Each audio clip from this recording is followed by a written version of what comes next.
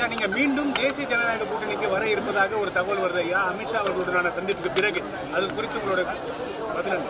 சுபாஷ் மைக்கா. மத்திய உள்துறை அமைச்சர் மாண்புமிகு அமித்ஷா அவர்களை டெல்லியில் சந்தித்து மரியாதை நிமித்தமாக நான் சந்தித்தேன். அந்த சந்திப்பின் பொழுது தமிழகத்தில் இருக்கின்ற இன்றைக்கு இருக்கின்ற அரசியல் சூழலை நான் எடுத்துக் கூறினேன். அவர் கவனமாக கேட்டு தன்னுடைய அன்பான வார்த்தைகள் கூறி அனுப்பியிருக்கிறார். ஒருங்கிணைப்புக்கான முன்னெடுப்பு ஏதாவது எடுக்கப்பட்டதா? அனைத்து இந்திய அண்ணா முன்னேற்ற கழகத்துடைய புரட்சி தலைவர் எந்த நோக்கத்திற்காக இந்த இயக்கத்தை உருவாக்கினார்களோ, மாண்புமிகு அம்மாவின் இந்த இயக்கத்தை வரலாற்று சிறப்பாக மிக உயர்ந்த இடத்தில் யாராலும் வெல்ல முடியாத இயக்கமாக இந்த இயக்கத்தை நிலைநிறுத்தியிருந்தார்.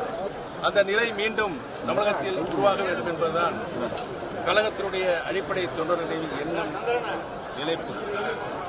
தமிழகத்தில் இருக்கின்ற பொதுமக்களுடைய கருத்தாகவும் அது இருக்கிறது என்பதை தெரிவித்திருக்கிறேன். டயா பூஸ்டர் சுகருடைய ரிமோட் கண்ட்ரோல் இனி உங்க கையில. அனைத்து மருந்து கடைகளிலும் கிடைக்கும்.